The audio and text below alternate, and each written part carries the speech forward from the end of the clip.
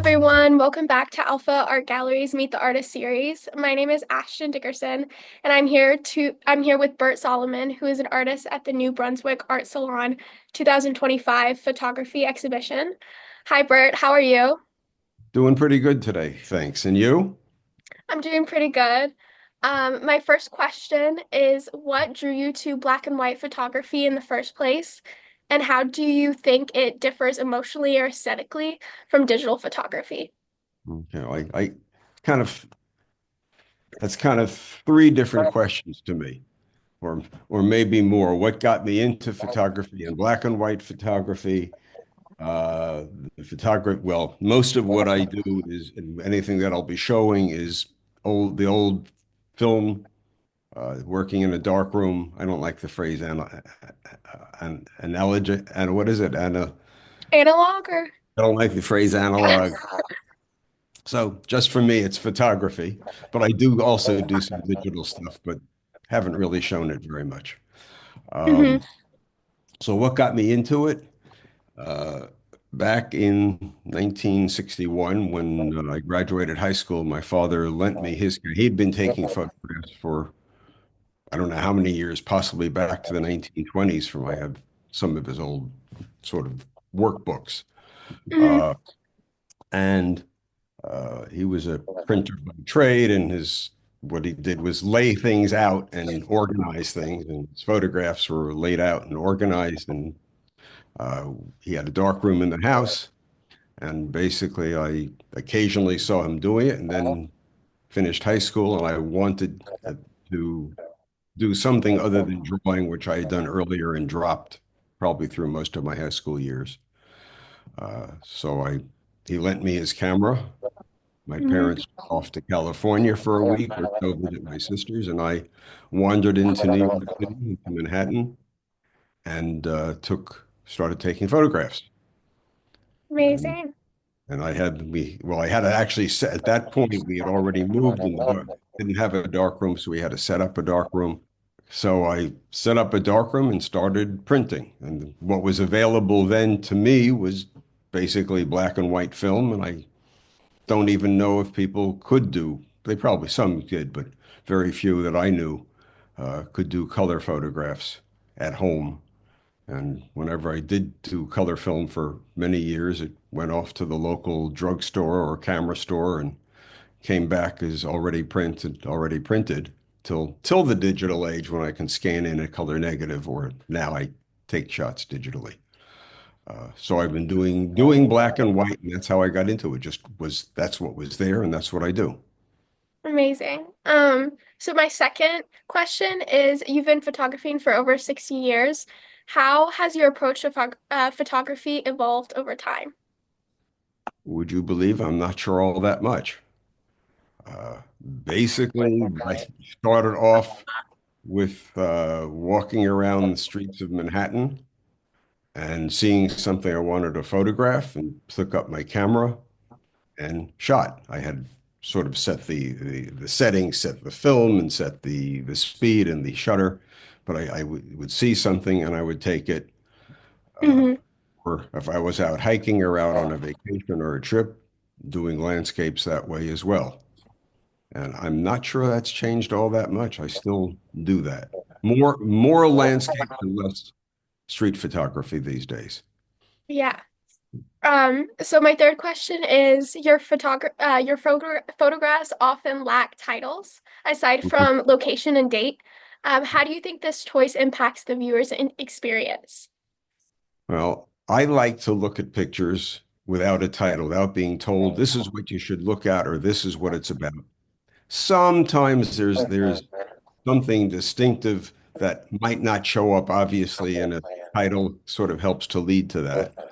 But Hmm. other than that, I prefer to look at things, and I think that in general, somebody looking at photographs, looking at art, at least first should look at it, see what it is, see what they see in it. Yeah. Uh, Titles are often kind of insipid. You know, the I've seen cases where people show pictures, cat and tree, and obviously it's a cat and tree, or flower with insect.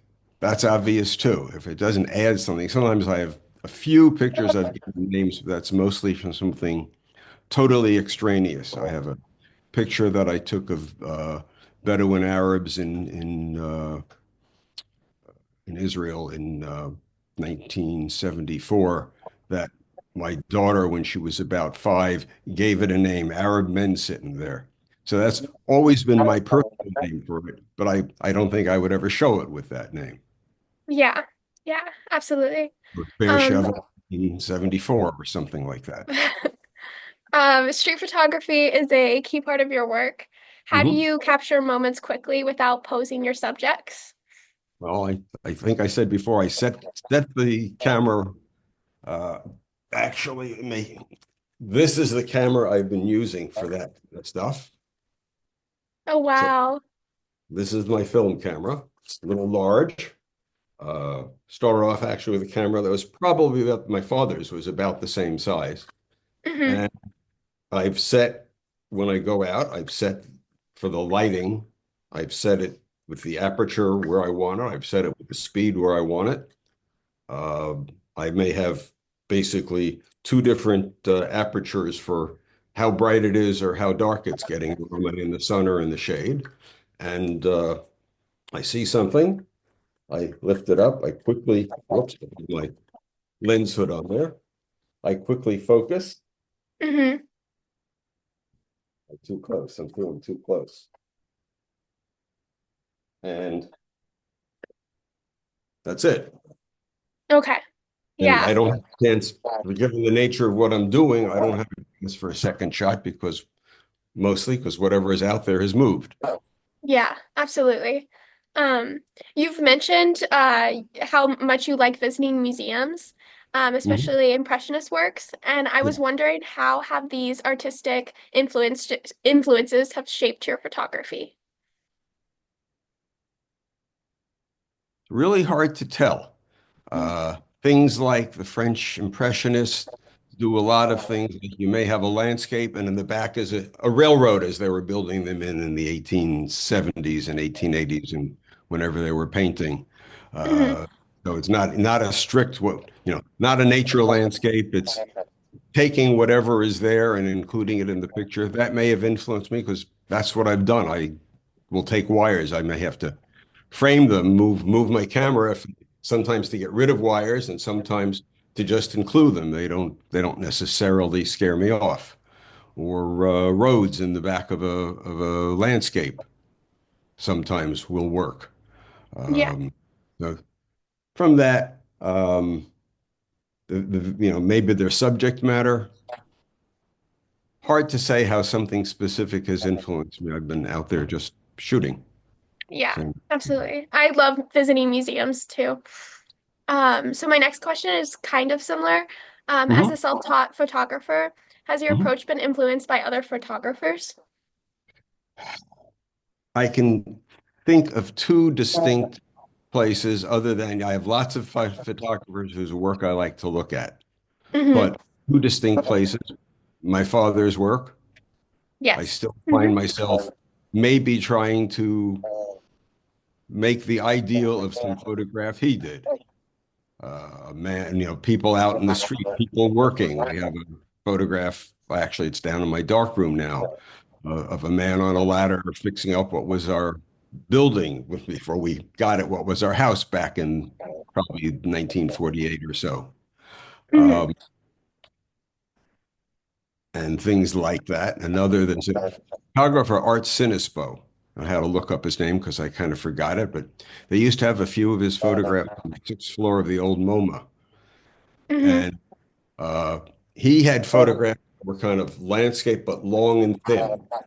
And Hmm. that's introduced me to that. Sure, I can do that. Like this photograph isn't a big square or rectangular. It's a narrow one. And I've done that to some degree, just sort of freeing up the screen, if you will, Yeah. in format. Beyond that, when I started out, I had some books at home. My father had some books at home. Um, I remember distinctly U.S. camera in 1847, which had Hmm. a lot of really great photos in it. And I look at them, but I can't say any particular photographer led me one way or another. And I've looked Hmm. at many since, obvious photographers, Cartier-Bresson, um, Ansel Adams, Kappa, Shim. Shim is perhaps maybe an interesting story. When I went to MoMA to buy my artist membership Hmm. some years ago, the one young woman behind the counter looked at my book that I showed her that I had done from a first exhibit I had, and she commented that she worked on the ship. Her other job was working on the ship or David Seymour estate, and she thought my photograph reminded her of his. That was kind of compliment. I Hmm. don't worth it or not, I don't know, but I can't say that at any early time I even knew of him. So he didn't distinctly influence, nor did anybody else particularly. Yeah. I hope I'm not missing things that I should be saying, but I just don't remember any other than the one or two I've mentioned. Okay. Um, your darkroom work involves making adjustments like cropping and burning. What Hmm. motivates your decision to alter a photograph in the darkroom? Instinct. Hmm. Um, as a lot, sometimes I just print the whole frame that I have, and that Okay. makes a picture. Sometimes I look at it, it's not right, or maybe the picture I really would have liked was X distance away. I did or didn't have a telephoto lens on my camera, or it didn't go far enough. Blow Hmm. it up in the darkroom to make the picture. Uh, Frame it one way or the other, move it around, pretty much totally by instinct. I've had a few photographs where I've uh, actually printed a negative, printed a thin paper positive, having Hmm. reversed the negative. I'm not sure if this will come through in describing it. Turn the positive over and use that as a negative in my final print because I want, instead of black on white, I kind of wanted the white on the black effect. Yeah. Uh, and once or twice I've experimentally tried with flashing it, and Okay. it's worked halfway. So just, I see something, I try it, try to get at what I want. Yeah. Or learn what I want from trying it. It's probably more accurate. So my last question, one of my favorite photos, is England 2019, Hmm. which showcases a beautiful countryside landscape. And I wanted you to talk about what inspires your landscape photography and how it compares to street photography, if at all. I think this is the one you're talking about, I believe. Yes, I love that one. It's so beautiful. Thank you. I've labeled it wrong. I just discovered today because I think I've written to you that before I'll put something up on an exhibit, I don't like to put something up that somebody might buy and I don't have anymore. So Yeah. I usually make a final print for a show. Sometimes I Mhm. make, if I've done the original print on a quick resin coated paper, I'll do a final print on a fiber-based paper. And so I was looking for where the negative was, and I completely thought I had lost it. I keep I keep my stuff not very organized, truly amateur. I keep my negatives in boxes, in envelopes, Mhm. and here's some uncut negatives from Oh, wow. that I have not printed. They sort of age before I get to them because I've been shooting for a long time and been a practicing lawyer for much of my life Hmm. and haven't really had time to get and do the darkroom all the time. I have a large backlog of stuff I can just go to an envelope and literally randomly pick out. And I was afraid I had put the negative for this picture back in the wrong place for the Cotswolds picture, which isn't Cotswold. Turns out this was Cornwall, same trip, which will get me to how I do landscape. This was a hiking trip, Hmm. and I walked with the camera I just showed you, plus another digital camera, which is just sort of like a small SLR. Hmm. And uh, I see something and do the same thing pretty much that I do with street photography. I see something, I try to stop for a second or two, but with often with a group and I can't stop all that long. So I'm not setting up a tripod. I don't remember when I last used the tripod. Uh, and certainly not for landscapes and things like that. I just Yeah. look at the camera, make sure I have the right light setting that I want, squeeze the shutter, and Mhm. hope to get a picture out of it. Do you It's feel like you have more time with a landscape than street photography? not real. If I'm on a hiking group, no. Oh, I guess not. Not then. I'm commonly falling behind on a hiking group, Yeah. or with friends, and you can't fall behind too far, so I have to kind of stop, and they get ahead a bit, and I got to kind of run to catch up. So it's That makes sense. pretty much to me the same kind of thing. Somehow or other, I don't know how, but I see it, I take it, and sometimes it works. I've got a good number of photographs that I like. I've always done this for myself, still do, Hmm. and I guess I'm fortunate that I've gotten a lot of things I've liked, Hmm. and Amazing. people tell me they like some of them. Yeah, definitely. So I just wanted to ask, is there anything you would like to add or talk about, specifically this exhibition or a work that you're most proud of? Hmm. Oh, yeah, my wife just said in the background. My granddaughter beginning, she's younger, but my almost 9-year-old grandson. No, he is 9 years old. My 9-year-old grandson, we gave him a camera as Aw. his birthday.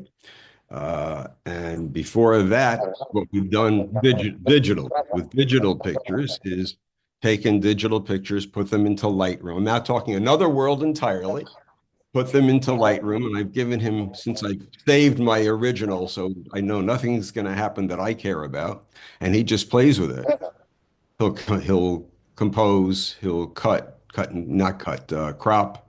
Hmm. Uh, my granddaughter is more aggressive in changing colors, moving the sliders all the way and making some interesting stuff. She's 7 or about to be 7. Okay, she's about to be 7 soon. Anyway, she'll play with sliders and come up with stuff I've never seen. And my grandson has taken up. My daughter just told me today that he goes out and shoots pictures with his camera, and when he forgets, apparently they went someplace and he forgot his camera. And so we started showing her that would be a picture, that would be a good picture, kind of thing, which I do to my wife a lot. Did Aw. you see that? Notice that. I love that. Carrying on tradition. Uh, Um, yes. Thank you so much for being with us today. We can't wait to see your work at the exhibition titled Beyond the Image, Unveiling Hidden Narratives, which will be on view January 14th to March 29th, 2025. Thank you again and have a good rest of your day. Thank you, and I can't wait to show. Pleasure meeting you. Nice to Bye. meet you.